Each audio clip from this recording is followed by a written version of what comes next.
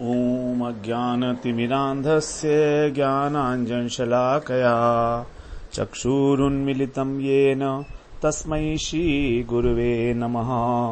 वन्देऽहं श्रीगुरो श्रीयुत्पदकमलं श्रीगुरून् वैष्णवांश्च श्रीरूपं साग्रजातं सहगण रघुनाथान्वितं तं सजीवम् साद्वैतं सावधूतं परिजनसहितं कृष्ण चैतन्य देवं श्रीराधा कृष्णपादान् सहगण ललिता श्री विशाखान्वितांश यत् पाद पद्म नख चन्द्रमणिच्छटाया विस्फूजितं किमपि गोपवधूष्वदर्शी पूर्णानुराग रस सागर सारमूर्ति साराधिका मयि कदापि कृपां करोतु। हरे कृष्णा। सर्वप्रथम मैं अपने गुरुपाद पद ओम विष्णुपाद अष्टोत्तर शत श्री श्रीमद् भक्तिवेदांत माधव गोस्वामी महाराज के चरण कमलों में अनंत कोटि दंडवत प्रणाम ज्ञापन करता हूँ। हम लोग श्री श्री प्रेम भक्ति चंद्रिका जो श्रीपाद नरोत्तम दास ठाकुर के द्वारा लिखी गई है उसका हम लोग श्रवण कर रहे हैं, जिसमें हमारी 11वीं त्रिपदी चल रही है। क्योंकि इसमें बंगला प्यारों के जो माध्यम से ये कहा गया है, तो इसमें जो हमारी त्रिपदी है ये 11वीं है, जिसमें जो एकांतिक भक्ति प्रकरण है हमारा तीसरा प्रकरण उसके अंतर्गत।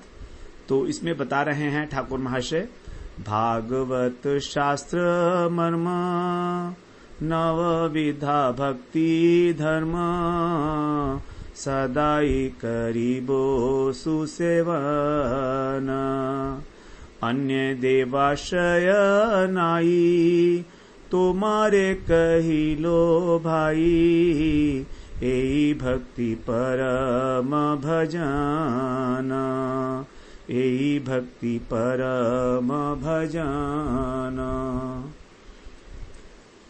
ठाकुर महाशय एकांतिक भक्ति के विषय में कह रहे हैं कि भागवत शास्त्र मर्म, सभी शास्त्रों का जो निचोड़ है वो है श्रीमद् भागवत पुराण।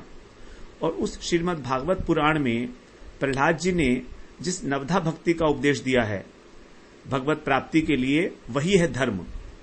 उसी का मैं सदाई करीबो सुसेवन, अच्छी प्रकार से मैं उसका सेवन करूंगा, अर्थात उन 9 अंगों का मैं पालन करूंगा और अन्य किसी देवाश्रय का, किसी देवी देवता का आश्रय नहीं लूंगा। ये मैं तुमसे कह रहा हूं, तुम्हारे कही लो भाई। जैसे मान लीजिए कि अपने को ही एक आश्वासन देते हुए कह रहे हैं अपने मन को कि मैंने तुमसे कह दिया, देखो किसी और देवी देवता का आश्रय नहीं लेना है, केवल एकमात्र नवधा भक्ति का पालन करना है, क्योंकि यही भक्ति परम भजन, यही वास्तव में परम भजन है। तो उस परम वस्तु की प्राप्ति के लिए जो परम भजन है वो यही नवधा भक्ति बताई गई है। अब नवधा भक्ति के लिए बताया 9 प्रकार की जो भक्ति है, श्रवणम कीर्तनम विष्णु स्मरणम पाद सेवनम अर्चनम वंदनम दास्यम सख्यम आत्मनिवेदनम। ये 9 प्रकार की भक्ति, श्रवण, कीर्तन, स्मरण, पाद सेवन, अर्चन, वंदन, दास्यम, सख्य और आत्मनिवेदन। हम लोग इसमें श्रवण, कीर्तन, स्मरण और पाद सेवन के विषय में विस्तृत रूप से हम लोग श्रवण कराए हैं। आज हम लोग प्रवेश करते हैं अर्चन में। अर्चन के लिए कहा जाता है, अर्चन का अर्थ है कि भगवान का जो श्री विग्रह है उसकी शास्त्रों में जो कही गई विधि है उसके अनुसार पूजा करना। अर्चन का अर्थ यह है कि हमारा जो श्री विग्रह है भगवान का, उसकी विधि के अनुसार पूजा करना, विधि के अनुसार। अब यहां पर अर्चन मार्ग में हमारी श्रद्धा है, तो हमें इस संबंध में हमारे जो गुरु हैं, मंत्रदाता हमारे जो गुरु हैं, उनसे विशेष रूप से पूछना चाहिए कि क्या विधि है इसकी। तो यहां पर बिना विधि के जो है अर्चन नहीं कहा जाता, बिना विधि के अर्चन के लिए नहीं कहा गया है। और इस विधि को सीखने के लिए ही मंत्र दीक्षा लेनी होगी। तो जब मंत्र दीक्षा ली जाती है गुरुदेव के द्वारा, तभी हमको अर्चन करने की योग्यता प्राप्त होती है। और मंत्र दीक्षा के बाद कहते हैं कि अर्चना करनी ही चाहिए। प्रत्येक व्यक्ति को अर्चना करनी चाहिए जो दीक्षित हो चुका है दीक्षा ग्रहण के बाद। अब दीक्षा के समय में भगवान वो जो गुरुदेव हैं हमको दिव्यम ज्ञानम यतो दद्यात् कुर्यात् पापस्य संशयम, इसी को कहा गया दीक्षा। तो दिव्य ज्ञान गुरुदेव हमको प्रदान करते हैं श्री मंत्र के रूप में, भगवान का जो मंत्र देते हैं उसके रूप में हमें दिव्य ज्ञान प्रदान करते हैं। ये दिव्य ज्ञान क्या है कि हमारा भगवान से क्या संबंध है विशेष रूप से।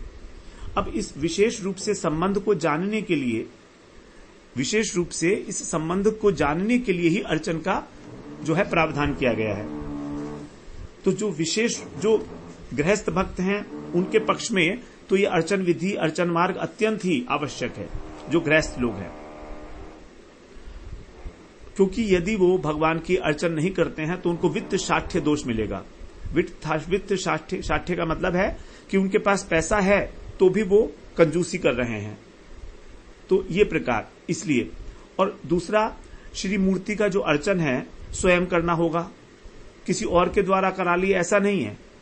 ये जो जिस किसी और के द्वारा, पंडित वगैरह के, पुजारी के द्वारा करा लेना, उसको कुछ देकर, वेतन देकर, तो ये हमारे आलस्य का परिचायक है। तो जब हमारी संसार के अंदर जितने कार्य हैं उसके अंदर तो बहुत निष्ठा है, सारे काम खुद करते हैं, लेकिन सेवा कार्य में हम किसी और से कराते हैं तो हमें तो भगवान को लगता है ये तो आलस्य है, इसका ये तो अश्रद्धा है। और श्रद्धा ही वास्तव में हमारे को भक्ति के अधिकार में लेकर आती है। श्रद्धावान जन है भक्ति अधिकारी, और श्रद्धा का जीवन है उत्साह। तो जब हमें उत्साह होगा तो हम भगवान की अर्चना को किसी और के द्वारा ना कराकर स्वयं ही करेंगे।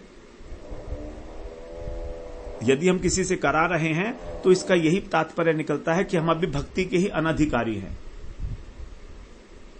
तो इस प्रकार से हमें श्रीमद् भागवत में कहा है, सूत जी ने कहा है कि यो अमामया संततया नुवृत्तिया भजेत तत्पाद सरोज गंधम, अर्थात निष्कपट भाव से अपने इष्ट देव की सुख का ध्यान रखते हुए उसका अवलंबन लेते हुए निरंतर भगवान के चरण कमलों की सेवा करे।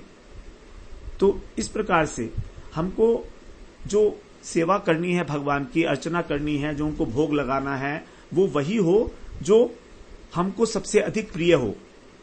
और दूसरी बात, हमको सबसे अधिक प्रिय जो वस्तु है वो ऐसी भी हो सकती है कि शास्त्र विरुद्ध है, तो उसके लिए जो है कहा गया है नहीं, ऐसी वस्तु को नहीं, क्योंकि भक्त जो होगा सबसे पहले तो इस प्रकार की वस्तु को स्वीकार ही नहीं करेगा कि जो शास्त्र विरुद्ध चीज है।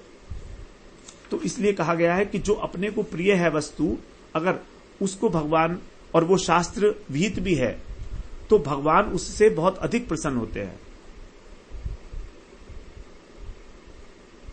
तो इस प्रकार से जो शास्त्र निषिद्ध है और अपने को प्रिय है, उस वस्तु को कभी भी भोग नहीं लगाना है। लेकिन यदि वो शास्त्र विहित है तब उसको भोग लगाना चाहिए, और भगवान उससे बहुत अधिक प्रसन्न होते हैं। दूसरी बात ये बताई गई है कि जो नए मौसम के फल इत्यादि होते हैं उनको सबसे पहले भगवान को ही अर्पित करना चाहिए। तो जब इस प्रकार से भगवान को जो अपना निज प्रिय द्रव्य है अर्पित करते हैं, तब भगवान जो है उसका जो फल है वो भी बहुत अधिक हो जाता है उसका। फिर आगे बताते हैं कि जो अर्चन की विधि है उसके विषय में कह रहे हैं आगे कि हमें गुरु से विशेष रूप से पूछना चाहिए। यद्यपि भागवत के मत के अनुसार अर्चन मार्ग की आवश्यकता नहीं है जो नाम परायण हैं उनको, क्योंकि अर्चन के बिना भी श्रवण, कीर्तन, स्मरण इत्यादि किसी भी भक्ति का अंग आचरण करने से हमारे पुरुषार्थ की सिद्धि हो सकती है। ऐसा कहा गया है कि भक्ति के 9 अंगों का ही पालन आवश्यक नहीं है, एक अंग भी जो है सक्षम है भगवान की प्राप्ति कराने के लिए। ये बात तो ठीक है, लेकिन फिर भी जो नारद जी हैं वे बताते हैं नारद पंचरात में कि गुरु दीक्षा के बाद अवश्य ही भगवान की अर्चना करनी चाहिए। और जो पैसा होते हुए भी भगवान का अर्चन नहीं करते और गरीब की तरह केवल स्मरण इत्यादि में ही निष्ठा रखते हैं, उससे उनकी कंजूसी का पता लगता है। तो इस प्रकार से हमें अर्चन करना ही चाहिए किसी न किसी रूप से, जिससे कि हमारा भगवान के साथ विशेष रूप से जो संबंध ज्ञान है समय के साथ साथ हमारे हृदय में प्रकाशित हो सके। अब गृहस्थों के लिए जो है इसमें विशेष विधि विधान का पालन करना आवश्यक बताया गया है। गृहस्थ धर्म के अंदर जो अनेक प्रकार के देवताओं की प्रसन्नता के लिए यज्ञ किए जाते हैं, उसको कहते हैं कि वो वृक्ष के मूल को छोड़कर और शाखा पल्लव को सींचने के समान है। अब वृक्ष को यदि बढ़ाना है और हम उसके शाखाओं के ऊपर, पत्तों के ऊपर यदि पानी देंगे तो वृक्ष तो सूख जाएगा। लेकिन जब विष्णु का अर्चन है, वो वृक्ष के मूल को सींचने के समान है। इसलिए गृहस्थ व्यक्तियों के लिए इसका बड़ा अनिवार्यता बताई गई है, और जो नहीं करते हैं उनको दोष लगता है। और इसके अतिरिक्त जिन्होंने गुरुजी से दीक्षा ले ली है, चाहे वो किसी भी उसके हों, आश्रम के हों, चाहे ब्रह्मचारी हों, गृहस्थ हों, वानप्रस्थ हों, सन्यासी हों, तो उनको करना ही चाहिए। ऐसा भी कहा जाता है अग्नि पुराण में, पूजितम पूज्यमानम वा यह पश्येत भक्तितो हरिम श्रद्धा मोदयेत यस्तु सोपि योग फलम लभेत। इसमें कहते हैं कि श्री हरि की पूजा हो जाने पर अथवा पूजा होते समय जो व्यक्ति भक्ति पूर्वक भगवान के दर्शन करता है, श्री विग्रह के दर्शन करता है, वो और अथवा उसका श्रद्धा पूर्वक अनुमोदन करता है अथवा उससे आनंदित होता है, उसको भी अर्चन का, पूजा का ही जो क्रिया का फल है वो मिल जाता है। अब जैसे मंदिर में अर्चना होती है तो वहां पर तो केवल पुजारी ही अर्चन करता है। जैसे हम लोग अभिषेक करते हैं उत्सवों के अंदर तो पुजारी ही करता है, लेकिन और सब लोग उसको देख रहे हैं, तो और सब लोग उसको देख रहे हैं, उसको अनुमोदन कर रहे हैं और उसको देखकर प्रसन्न हो रहे हैं, तो उनको भी उस पूजा का फल मिलता है। इस प्रकार से बताते हैं। तो अर्चन मार्ग में जीव गोस्वामी ने बताया है कि विधि विधान का पालन आवश्यक है, और विधि विधान को सीखने के लिए जो है हमको गुरु से ही सीखना होगा। और जो वैष्णव संप्रदाय है, वैष्णव संप्रदाय में जिस प्रकार से अर्चन की विधि बताई गई है उसी प्रकार से करना चाहिए, और किसी संप्रदाय के अर्चन से नहीं। अब यहां पर अर्चन किया जाता है मंत्रों के माध्यम से। जो दीक्षित लोग हैं, तो जितने भी मंत्र हैं वो सभी भगवान के नाम है उसके अंदर, और उन मंत्रों में एक विशेषता होती है कि उसके अंदर नमः शब्द लगाया जाता है भगवान के नाम में। जैसे श्री कृष्णाय नमः, तो नमः लगा दिया, तो अब उस मंत्र में जो ऋषियों के द्वारा नमः और ओम लगाकर एक विशेष शक्ति स्थापित कर दी गई है, वे जो मंत्र हैं भगवान के साथ इस प्रकार जब उनकी पूजा की जाती है उन मंत्रों के साथ, तब वो हमारे जो संबंध है भगवान के साथ, दास्य अथवा सख्य, उसको विशेष रूप से जोड़ते हैं। हमारा संबंध भगवान के साथ क्या है ये हम नहीं जानते हैं, लेकिन हमारे हृदय में वो संबंध प्रकाशित हो, उसके लिए ही भगवान के जो नाम हैं उनके अंदर ओम और स्वाहा और नमः लगाकर विशेष रूप से ऋषियों के द्वारा उनमें एक शक्ति डाली गई है। तो इस संबंध में एक प्रश्न उठता है कि भगवान के नाम की अत्यधिक सामर्थ्य है, तो फिर उसमें कि वो किसी की भी निरपेक्ष भाव से वो भगवान का प्रेम प्रदान करने में समर्थ हैं। अब ऐसी स्थिति में मंत्र जो हैं वो भगवान के नाम की अपेक्षा अधिक सामर्थ्य तो नहीं कहे जाएंगे। अब जब अधिक सामर्थ्यवान नहीं कहे जाएंगे तो फिर मंत्र का पाठ करने के लिए, मंत्र को बोलने के लिए दीक्षा की क्या आवश्यकता है? हम गुरुदेव से दीक्षा ही तो लेते हैं ना, तो फिर दीक्षा की क्या आवश्यकता है? तो इसलिए कहा जाता है कि कृष्ण नाम की तरह ही कृष्ण मंत्र के लिए भी दीक्षा लेना आवश्यक नहीं है, लेकिन कारण यह है कि स्वभाव से ही जो मनुष्य शरीर है वो उसका मन जो है विचलित होने की संभावना रहती है, विक्षेप रहता है। तो इस विक्षेप को हटाने के लिए,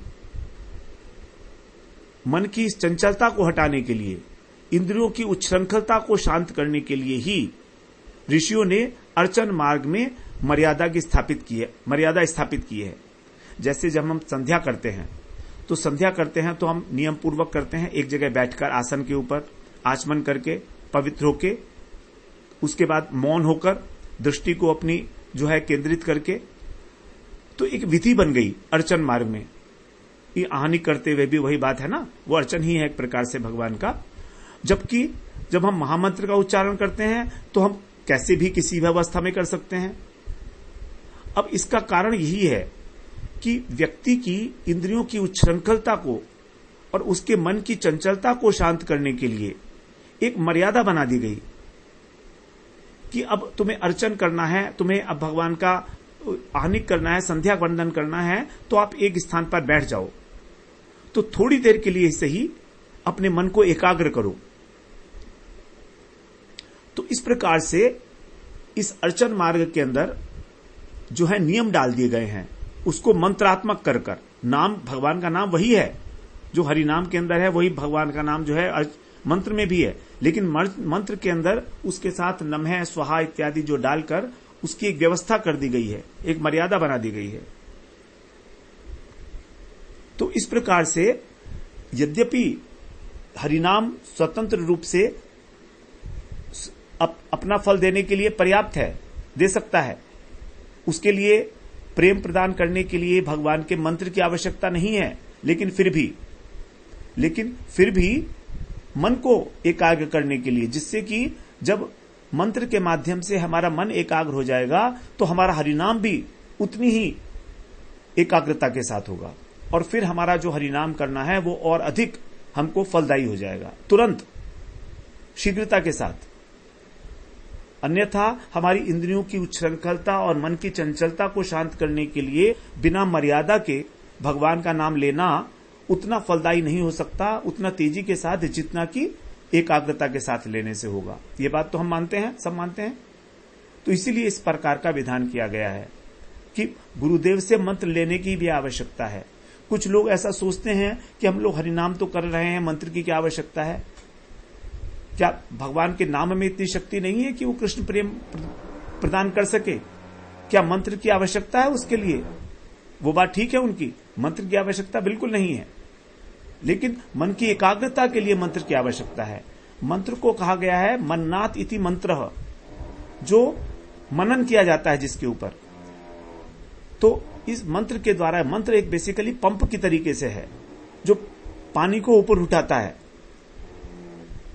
एक सिस्टम है। जब हम पंप को ऑपरेट करते हैं पानी को नीचे से ऊपर उठाने के लिए, तो उसका एक सिस्टम है, सब चीजें नियम पूर्वक होनी चाहिए, एक विधि होनी चाहिए। तो मंत्र जो है एक काम करता है पंप की भांति, हमारी जो चेतना का स्तर है उसको एलिवेट करने के लिए, हमारे चित्त को एकाग्र करने के लिए, और ये हमारी जो कॉन्शियसनेस का लेवल ऊपर करना और चित्त की एकाग्रता, इंद्रियों का संयम में आना, ये सभी हमारे हरिनाम के लिए अत्यंत आवश्यक है। इसलिए मंत्र की जो है आवश्यकता है और गुरु धारण करने की आवश्यकता है। दूसरी बात, अर्चन भक्ति दो प्रकार की बताई गई है। एक तो होती केवल अर्चन भक्ति और दूसरी है कर्म मिश्रा अर्चन भक्ति। अब जो केवल अर्चन भक्ति है, जो विशुद्ध अर्चन है, वो निष्काम है, जो शास्त्रीय श्रद्धा से युक्त होकर निष्काम भाव से किया जाता है। लेकिन जो कर्म मिश्रा अर्चन भक्ति है वो उनके द्वारा किया जाता है जो व्यवहार परायण है, अर्थात जो लोक संग्रह परायण श्रद्धालु गृहस्थ हैं, उनकी और भी कुछ कामनाएं हैं साथ में। कर्म मिश्रा है ना, कर्म मिश्रा है, तो यहां पर उस अर्चन के साथ साथ वो ऐसा भी मानते हैं कि जो वैदिक अनुष्ठान रूपी कर्म है वो भी हमारा हो रहा है साथ में। एक गृहस्थ को सामान्य रूप से जो भक्त नहीं है, यज्ञ करने का अनिवार्यता है, अन्यथा हमारी जो ऋण है वो चुकते नहीं होंगे। तो ऐसा देखा जाता है कि जो लोग भक्त नहीं है भगवान के, वो लोग भी यज्ञ इत्यादि करते हैं, हवन वगैरह करते हैं भगवान के लिए। तो ये हो गया कर्म।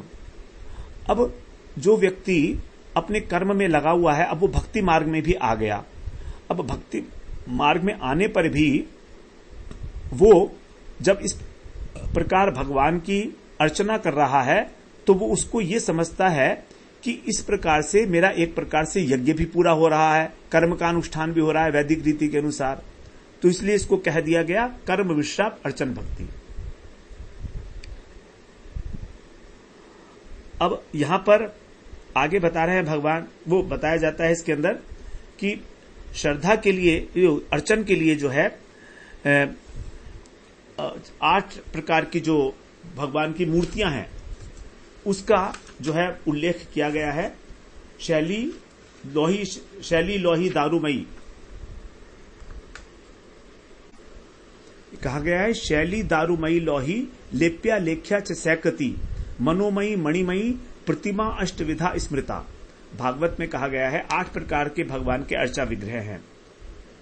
पत्थर की, लकड़ी की, धातु की, मिट्टी की और चंदन, मिट्टी और चंदन इत्यादि की, और चित्रपट इत्यादि भी, और बालुका से, जो बालू से बनती है, मणिमयी और मनोमयी।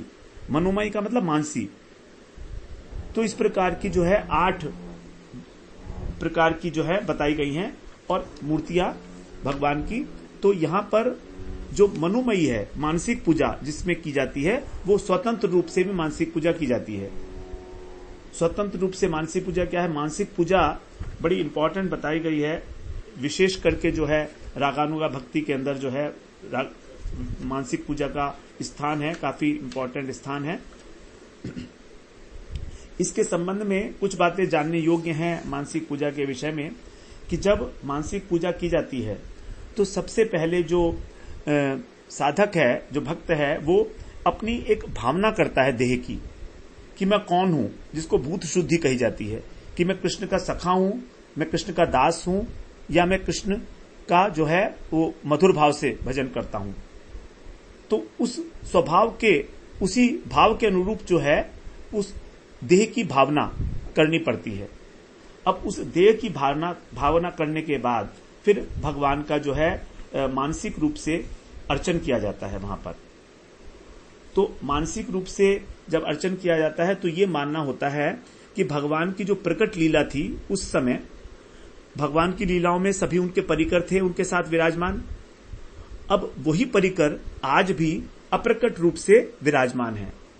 तो लीला अभी भी चल रही है, लीला भगवान की अभी भी चल रही है, अप्रकट लीला है वो। तो हमारी कल्पना में वो नहीं है, लेकिन परमार्थिक रूप में वो वास्तविक रूप में चल रही है, हमको भी दिखाई नहीं दे रही है, बस इतना ही है। तो इस समय भगवान और उनके लीला जो परिकर है वे भी यद्यपि हमारी नेत्रों के अगोचर हैं, लेकिन वो उस लीला में मग्न हैं। कोई कोई जो बहुत भाग्यवान है वो उस लीला को देख भी पाते हैं, लेकिन जो असुरगण हैं, जो असुर लीला हुई है, जैसे यहां पर कंस का वध किया गया और पूतना का उद्धार हुआ, इस प्रकार से, तो वो अब प्रकट धाम में चेतन रूप से अवस्थित नहीं है। क्योंकि लीला, जब हमने कहा लीला चल रही है, तो क्या उद्धव वो पूतना वध भी हो रहा है? क्या कालिये का भी वो उद्धार हो रहा है? क्या कंस का भी वध हो रहा है? अनेक अनेक दैत्य हैं। तो वो कह रहे नहीं, वो प्रकट धाम में चेतन रूप से नहीं है, लेकिन वो क्या है कि केवल एक प्रतिमा के आकार में है, यंत्र में प्रतिमा, मशीन के पुर्जे की तरह। अब जैसे मशीन में हाथ लगाते ही जब मशीन के हाथ पैर चलने लगते हैं बटन दबाकर, तो उसी प्रकार जब भगवान असुरों के साथ लीला करने की इच्छा होती है तभी असुर वो क्रियाशील होते हैं। इस प्रकार से विचार करना होगा।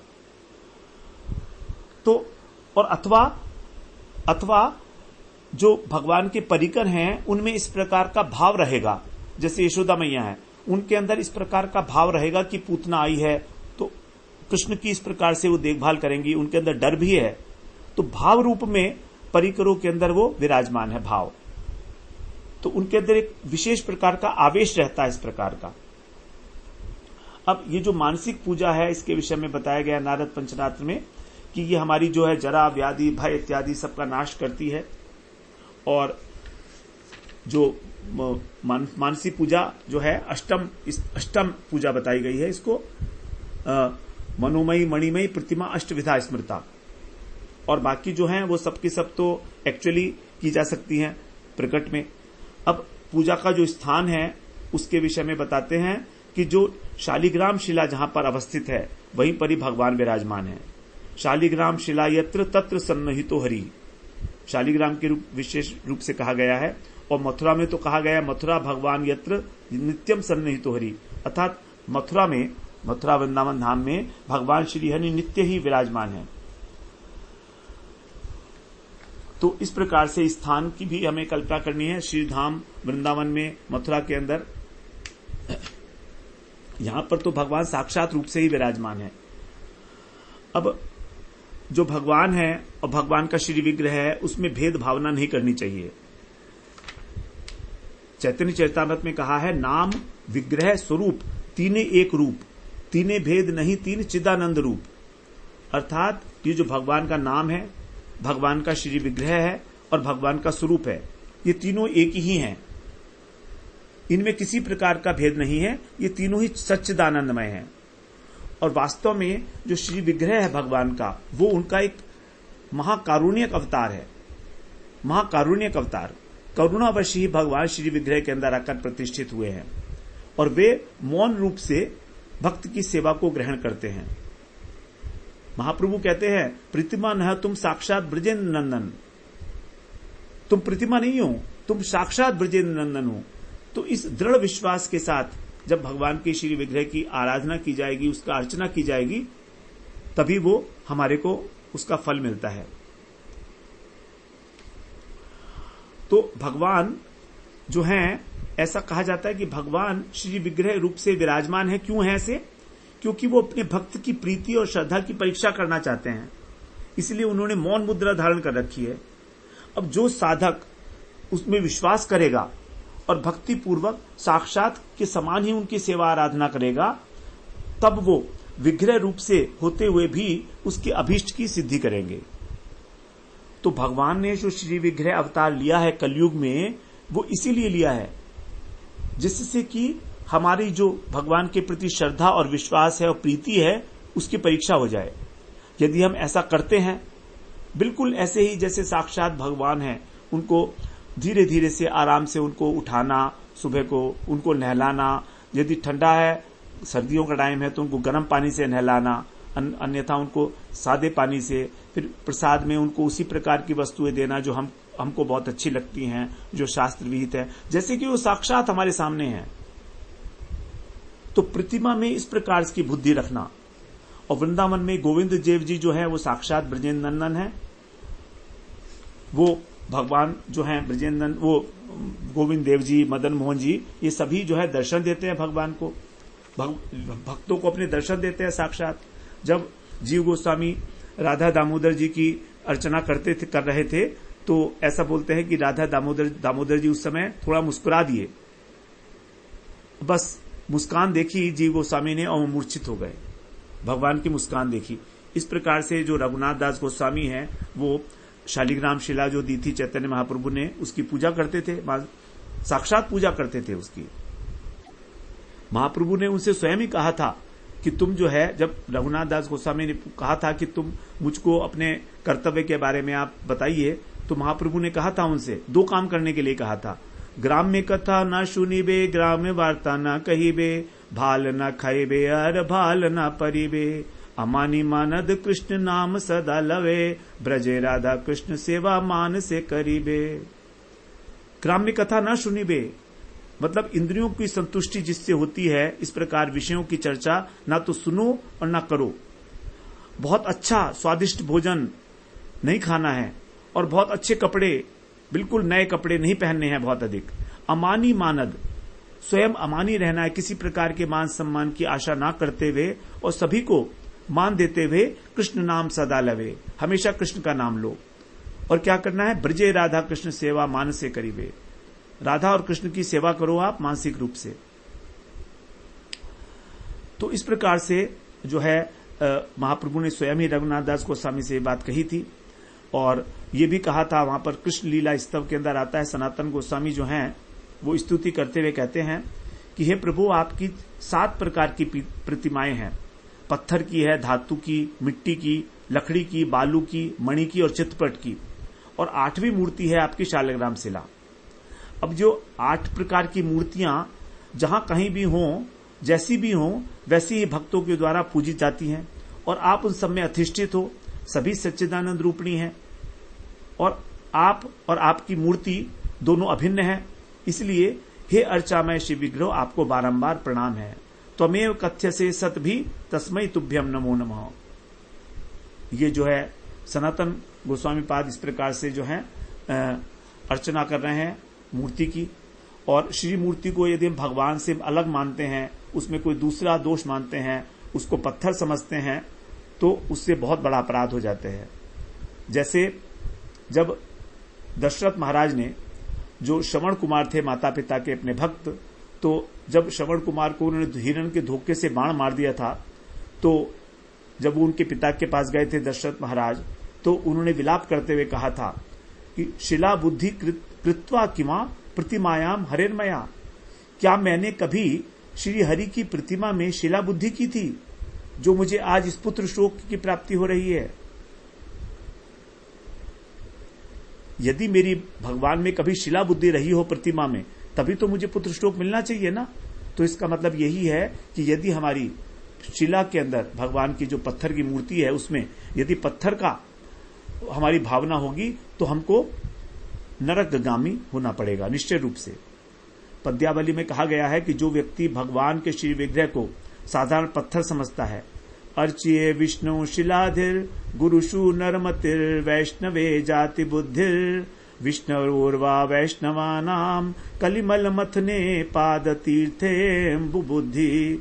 श्री विष्णुर्नाम्नी मंत्रे सकल कलुषहे शब्द सामान्य बुद्धिर विष्णु सर्वेश्वरेशे तदितर समधिर्यस्य बानार की सह।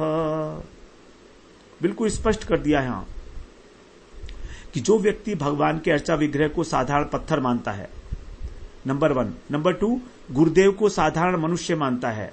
नंबर 3, वैष्णव की जाति देखता है कि किस जाति का है।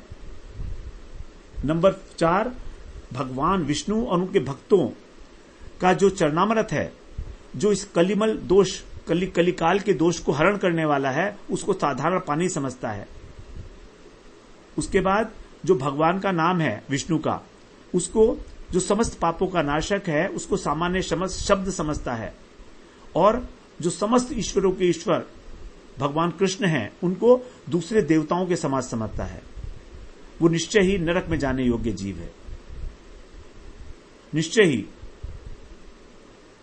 तो इस प्रकार से भगवान की अर्चना, भगवान के श्री विग्रह में किसी भी प्रकार से हमें पत्थर बुद्धि नहीं करनी चाहिए। कई लोग ऐसा कहते हैं कि भगवान के मंदिर में आके देखते हैं भगवान के श्री विग्रह को और देखते हैं ये पत्थर तुमने कहां से मंगवाया था, बड़ा अच्छा लग रहा है, ऐसा बोल देते हैं सीधे। भगवान के श्री विग्रह को कहते हैं पत्थर तुमने कहां से मंगाया? जयपुर का है। अच्छा अच्छा, कहां का है, किस जगह जयपुर का? तो इस प्रकार से जो पूछते हैं, उनकी पत्थर बुद्धि है भगवान के अंदर। उनको लोग कह रहे हैं कि नरक में निश्चित रूप से जाना ही पड़ेगा। अब जीव गोस्वामी ने बताया है कि शास्त्रों के अंदर शूद्र आदि के द्वारा श्री मूर्ति पूजा का निषेध किया गया है। शूद्र लोग नहीं कर सकते, लेकिन वो केवल उन्हीं के लिए है जो अवैष्णव हैं। जो वैष्णव शूद्र हैं, जो वैष्णव हैं, वो शूद्र तो है ही नहीं, क्योंकि वो जो भगवान के भक्त हैं वो व्यक्ति शूद्र नहीं है, वो तो भगवान के भक्त हैं। तो सभी वर्णों में शूद्र वही है वास्तव में जो भगवान के भक्त नहीं है। वे कहते हैं न शूद्रा भगवत भक्तास्ते तु भागवता नरा। वो तो भागवत है। सर्ववर्णेषु ते शूद्रा ये न भक्ता जनार्दने। शूद्र वही है जो भगवान का भक्त नहीं है। इस प्रकार से बताया गया है। अब श्री विग्रह के सेवन के विषय में, जो अर्चन है उसके विषय में कुछ इंपॉर्टेंट बात है जो हमें श्रवण करनी चाहिए। उसमें बताया है कि जब भगवान का अर्चन किया जाता है तो उसमें 32 प्रकार के अपराधों का संभावना होती है। ये हमें जो है नहीं करने चाहिए। 32 प्रकार के अपराध बताए हैं, तो उसको हम लोग एक बार श्रवण कर लेते हैं। किसी सदस्य ने मीटिंग में पूछा भी था एक उपदेशामृत के समय में कि वो 32 अपराध कौन से हैं, तो यहां पर हम लोग उसका श्रवण करते हैं। नंबर 1, सवारी पे चढ़कर भगवान के मंदिर में जाना। भगवान के मंदिर तक बिल्कुल जूते पहन के भगवान के मंदिर में जाना। नंबर 2, जन्माष्टमी, रामनवमी, रथ यात्रा, इस प्रकार के उत्सव न करना और उनके दर्शन भी न करना।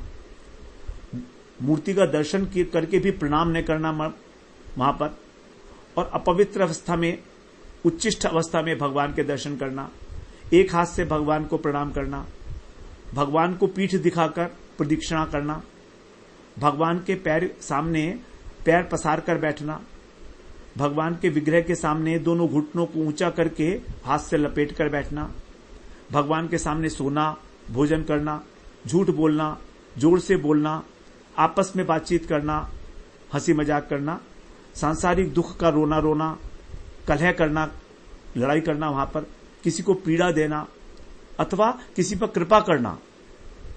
भगवान के मंदिर में किसी पर कृपा करना यह भी अपराध है।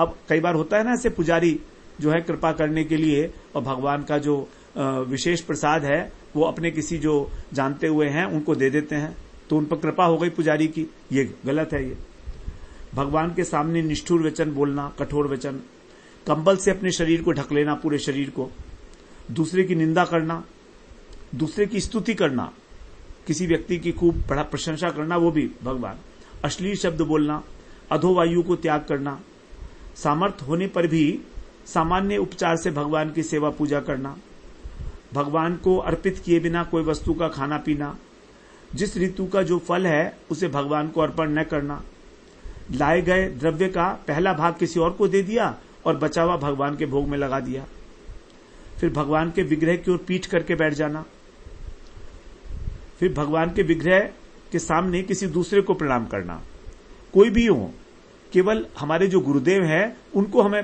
प्रणाम कर सकते हैं, उनको गुरुदेव को, लेकिन अन्य किसी व्यक्ति को जो है बस थोड़ा सा अभिवादन करने के लिए विश कर सकते हैं, हल्का सा, ज्यादा नहीं, बड़ा।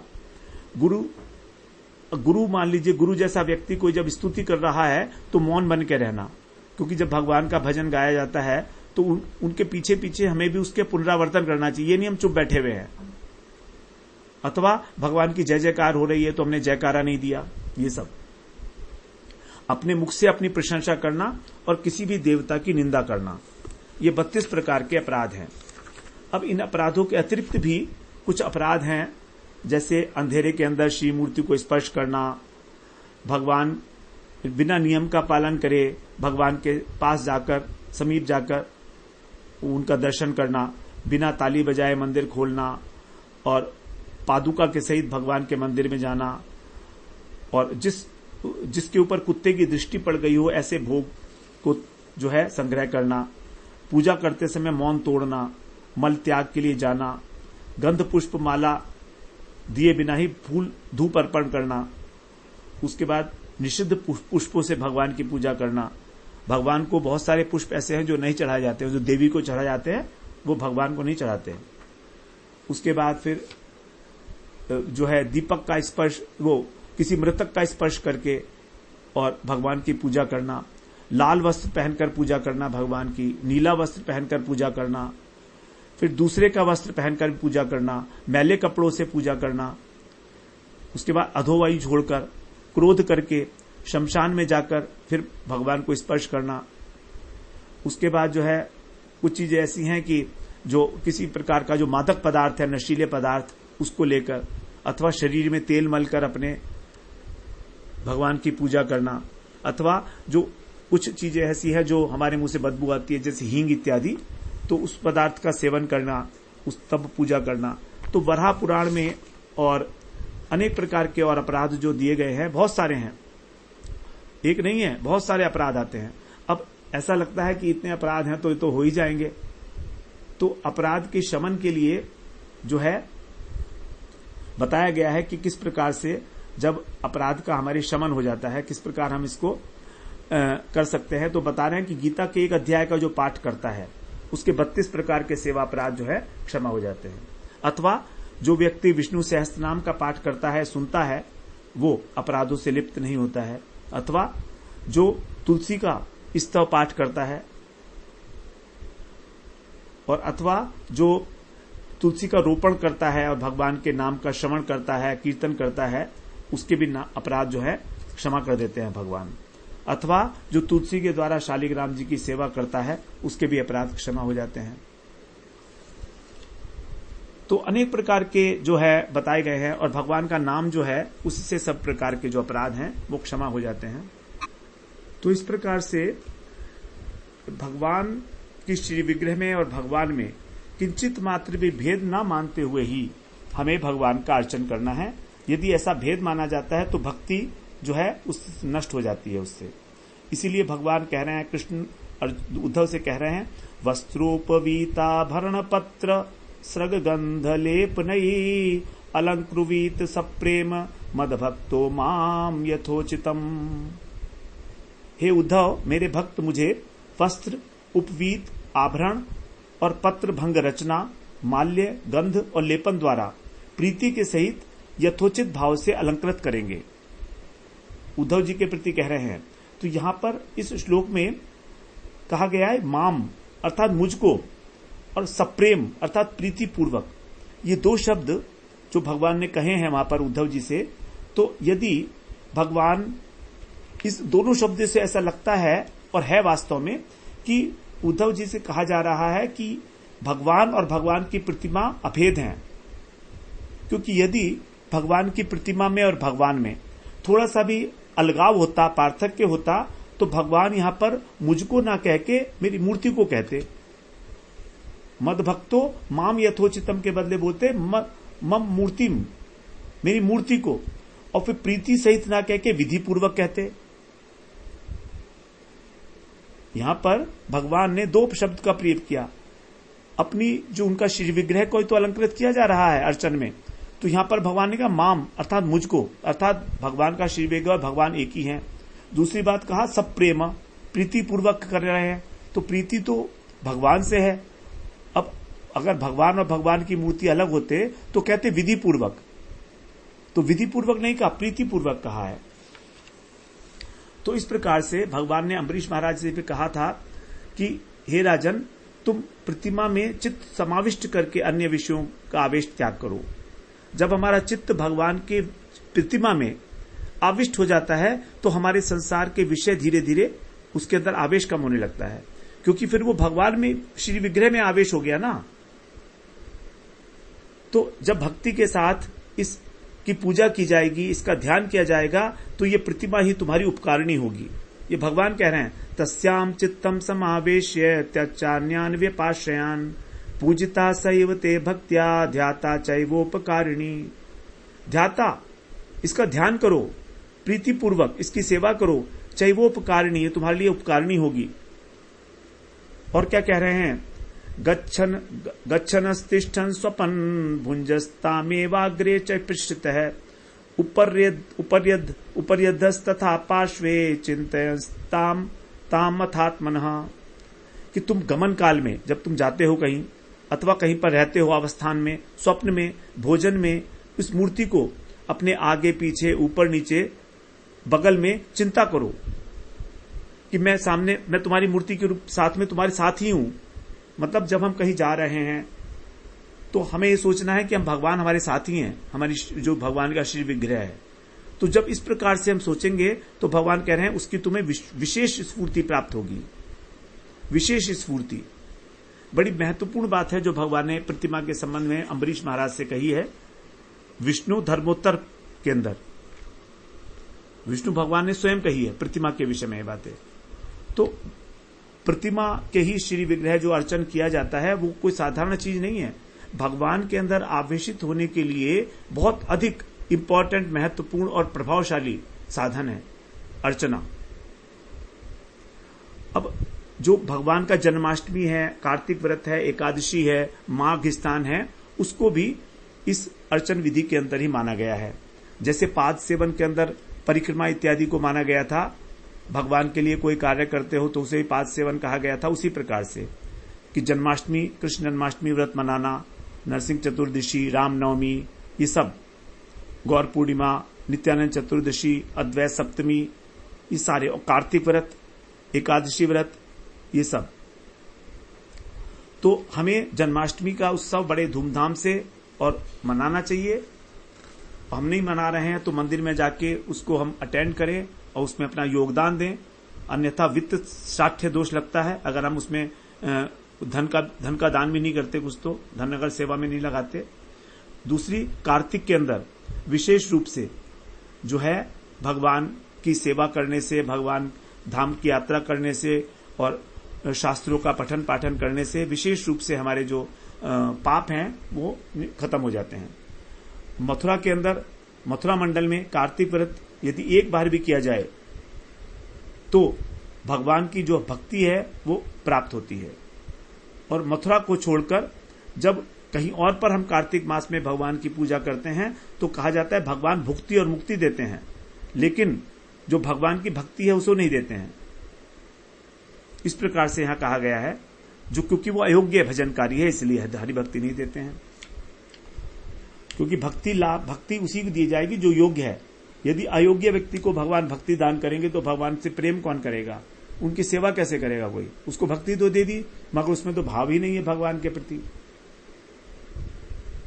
तो इस प्रकार से, लेकिन कार्तिक मास में विशेष रूप से ब्रज में यदि एक बार भी हम पूरा नियम लेकर सेवा करते हैं राधा दामोदर की, तो बताते हैं कि वस्तु का जो प्रभाव है, वस्तु का प्रभाव मतलब धाम का प्रभाव, तो वो होने पर भी जो अयोग्य जन है, अयोग्य व्यक्ति है, उसको भी सुदुर्लभ भक्ति प्राप्त हो जाती है। तो इसका कारण यह है कि पात्र न होने पर भी उसको पात्र बना दिया जाता है और तब उसको भक्ति जो है वो दी जाती है भगवान के द्वारा। तो मतलब कार्तिक मास में राधा दामोदर ब्रजमंडल में अपनी सेवा से इतने संतुष्ट होते हैं कि उसकी योग्यता भी प्रदान करते हैं, भक्ति भी दे देते हैं। उसी प्रकार से एकादशी के लिए कहा जाता है कि एकादशी व्रत जो है हमारे को करने का बहुत अधिक महत्व है। जन्माष्टमी में, रामनवमी, नरसिंह चतुर्दशी, गौर पूर्णिमा, नित्यानंद त्रयोदशी और अद्वैत सप्तमी, ये सभी हमको हरिवासर तिथि हैं, इसमें हमें व्रत करना चाहिए। व्रत में क्या है, हमको केवल जो अन्न और कुछ मसाले इत्यादि हैं उनको निषेध है। तो मसालों में तो केवल हम लोग सेंधा नमक और वो ले सकते हैं, अदरक ले सकते हैं और काली मिर्च। तो काली मिर्च का छौंक लगाकर और घी के अंदर, जो घी किसी प्रकार से पहले अशुद्ध नहीं किया गया है, अन्न नहीं है उसके अंदर, उस प्रकार से उसे ले सकते हैं। तो जो हमें अन्न नहीं लेना चाहिए, यदि कोई अन्न लेता है एकादशी को तो उसको तो पितृघाती, मातृघाती, भातघाती और गुरुघाती 4 प्रकार की हत्याओं का दोष लगता है। माता, पिता, भाई और गुरु की हत्या का दोष लगता है जो एकादशी में अन्न भोजन करता है। तो ये अन्न एकादशी तिथि जो है, एकादशी महापुण्या सर्व पाप विनाशिनी भक्तेस्तु दीपनी विष्णु परमार्थ गति प्रदा। ये एकादशी तिथि कैसी है, महापुण्यशाली है, सर्व पाप विनाशिनी और विष्णु भक्ति की उद्दीपनी है। भक्तिस्तु उद्दीपनी विष्णु, उद्दीप्त करती है भक्ति को, और परमानंद गतिदायिनी, परमानंद की गति देती है। तो भागवत के अंदर जो है अम्बरीश महाराज का प्रसंग है, बड़ा इंपॉर्टेंट प्रसंग है वहां पर, कि किस प्रकार से उन्होंने एकादशी की है और द्वादशी में पारण के समय जो है वो आ गए दुर्वासा ऋषि और वो असंतुष्ट हो गए, तो शाप देने के लिए तैयार हो गए। तो फिर भगवान का जो चक्र था वो वहां पर सेवा ही कर रहा था। वास्तव में अम्बरीश महाराज के राज्य का जो सारा कार्यभार था वो सुदर्शन चक्र ही संभालता था। उनकी सेवा में वो 24/7 अवेलेबल था। महाराज जो हैं वो तो प्रत्येक इंद्रिय से भगवान की अर्चना विग्रह ही करते थे। इस प्रकार से यहां बताया है। तो उपवास शब्द का जो अर्थ है वो क्या है, वो यह उपावृत्तस्य पापेभ्यो यो वासस् गुणैः सह उपवास ते विज्ञेय नोपवास्तु लंघनम। अर्थात केवल अन्न का त्याग मात्र ही उपवास नहीं है। केवल हम सोचते हैं ना हमने अन्न को त्याग कर दिया तो हमारा उपवास हो गया, ऐसा नहीं है। वो कहते हैं समस्त व्यावहारिक और कार्य इत्यादि जितने भी हैं उसे निवृत्त होकर हमें भगवान का नाम, भगवान की कथा का श्रवण कीर्तन, उसके द्वारा ही अपने समय को व्यतीत करना, यही यथार्थ उपवास है। उपावृत्य, भगवान के नजदीक, उप का अर्थ होता है पास में और वास का मतलब होता है बैठना। तो भगवान के पास बैठना अर्थात भगवान की सेवा पूजा करना, भगवान का कथा श्रवण करना अधिक से अधिक समय, और रसोई के अंदर हमारा जो है वो कम समय जाए, इसीलिए उपवास की व्यवस्था की गई है। तो इस प्रकार से जो है बहुत सारी चीजें हैं यहाँ पर अर्चना के अंदर भी, लेकिन अर्चना में एक बात जो समझ में आती है इतना सब बात करने के बाद, वो ये समझ में आती है कि भगवान की अर्चना करने से हमें धीरे धीरे उस प्रतिमा में, चाहे वो चित्रपट हो, चाहे वो प्रतिमा हो, चाहे वो शालिग्राम जी हो, हमारी आवेश बन जाएगा किसी ना किसी प्रकार से। हमारा जो नियम है वो बन जाएगा कि भाई सुबह को हमें भगवान को जगाना है, मंगला आरती करनी है, टाइम पर उठेंगे हम। अब बंधन हो गया ना। पहले तो हम गृहस्थ के लिए विशेष रूप से जो मंदिर में नहीं रहते हैं, मठों में नहीं रहते हैं, क्योंकि जो मठों में रहता है उसको तो सुबह मंगला आरती अटेंड करनी ही पड़ती है, उसके लिए तो कोई स्कोप नहीं है, ऑप्शन नहीं है उसके लिए। लेकिन जो लोग घरों में रहते हैं, गृहस्थ हैं, साधारण रूप से भगवान की जो है सेवा पूजा करना चाहते हैं, वे उनके लिए एक नियम बनना बड़ा आवश्यक है, जो मन की चंचलता और इंद्रियों की जो चंचलता है उसको विराम देने के लिए। तो ये अर्चना का बड़ा महत्व है। हम बंध जाएंगे भगवान की सेवा से। सुबह को उठे, मंगला आरती किया, है ना, उसके बाद भगवान को जो है स्नान कराया, चाहे मानसिक रूप से करें चाहे वैसे करें, पद गाकर भगवान को भजन गाकर सुनाए, है ना। उसके बाद फिर भगवान को भोग लगाते हैं, मंगल भोग लगाते हैं। उसके बाद फिर भगवान को जो है बाल भोग लगाते हैं। उसके बाद भगवान की आरती करेंगे, श्रृंगार करेंगे भगवान का, भगवान को फूल वगैरह जो है अर्पण करके, माल्यादि इत्यादि, चंदन इत्यादि लगा के भगवान को, और हम तो ये सब बंध गए ना। हम भगवान की दिन, हमारा जो दिन है अब उसमें बंध गया। तो जितना भी हमारे पास समय है, अगर समय अधिक है तो अधिक करें, अन्यथा सूक्ष्म रूप से करें, और समय नहीं है तो मानसिक रूप से कर लें। किसी भी प्रकार किया जा सकता है, ऐसा कोई विधि नहीं है बहुत, क्योंकि यहां पर मनोमयी मूर्ति का भी प्रावधान है। अपने मन में ही बड़ी सुंदर सी भगवान की जो है हम मूर्ति बना सकते हैं, भगवान का विग्रह बना सकते हैं। कैसे ही भगवान बनाओ आप, किशोरावस्था के कितने ही सुंदर, उनको जो है जो कोहिनूर डायमंड है उससे बनी हुई सारे के सारे डायमंड्स लगा दो, जो आज कभी बने ही नहीं है, इस पृथ्वी पे दिखाई ना देंगे। तो बड़ी सुविधा है ना मनोमयी मूर्ति में। तो जो वास्तविक सेवा है उसके अंदर तो बहुत कंस्टेंट्स हैं, धन चाहिए, बहुत परिश्रम चाहिए, समय चाहिए, लेकिन मनोमयी मूर्ति में तो बहुत सारी सुविधाएं हमारे, लेकिन आवेश वही का वही रहेगा। तो आवश्यकता है एक नियम को धारण करने की। फिर भगवान को दोपहर में भोग लगाएंगे, फिर उत्थापन होगा, फिर उनको शाम को उनकी आरती होगी, फिर शयन आरती होगी, सारी चीजें हैं। तो इस प्रकार से भगवान में आवेशित होने के लिए जो है अर्चना की विधान है। और ऐसा नहीं है कि केवल भगवान का नाम लेने से ही हमारा उसमें आवेश हो जाएगा। जब तक हमारे द्वारा भगवान की क्रियात्मक रूप से कोई सेवा नहीं की जाती, क्रिया कर्म के रूप में, तब तक हमारी उसमें आवेश होना थोड़ा मुश्किल हो जाता है, क्योंकि हमारे अंदर अभी इतने पाप अनर्थ भरे हुए हैं कि हम शुद्ध रूप से मानसिक सेवा करेंगे भी तो उसमें हमारा आवेश नहीं बन पाएगा। और ऐसा देखा भी जाता है, जन्माष्टमी वगैरह उत्सव जो होते हैं तो उसके अंदर सभी लोगों का कितना आवेश होता है, सभी उत्साह के साथ जो है सब बढ़ चढ़कर उसमें हिस्सा लेते हैं। कोई फूलवाना बना रहा है, कोई गुब्बारे फुला रहा है, कोई कुछ कर रहा है, कोई कुछ कर रहा है। तो सब लोग भगवान की सेवा में आवेशित हो गए।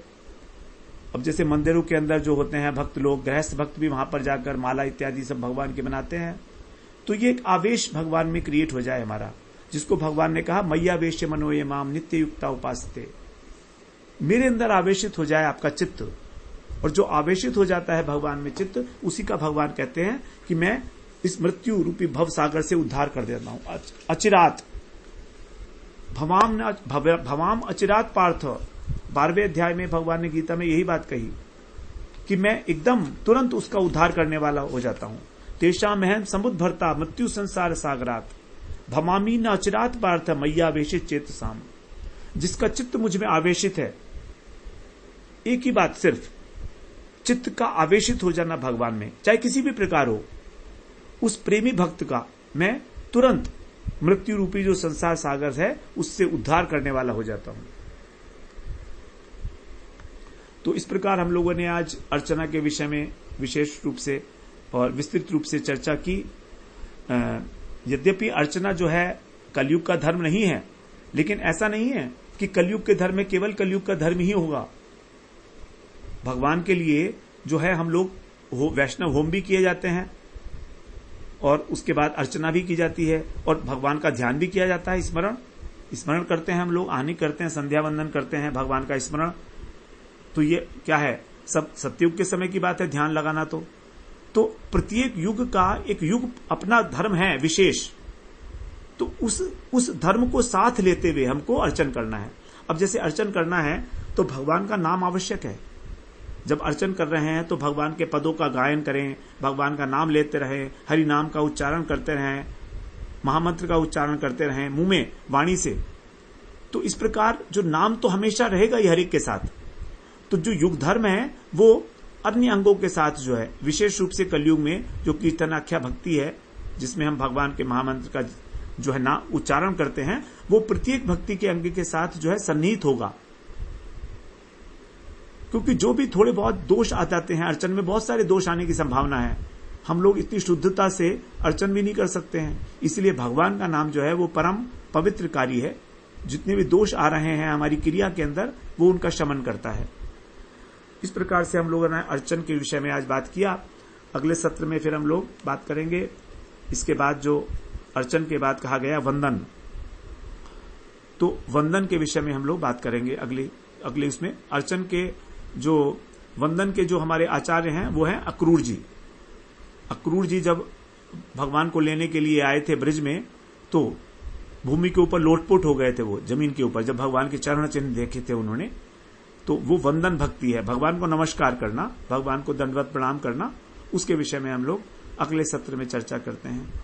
वांछा कल्पतरुभ्यश्च कृपा सिंधुभ्य एव च पतितानां पावनेभ्यो वैष्णवेभ्यो नमो नमः।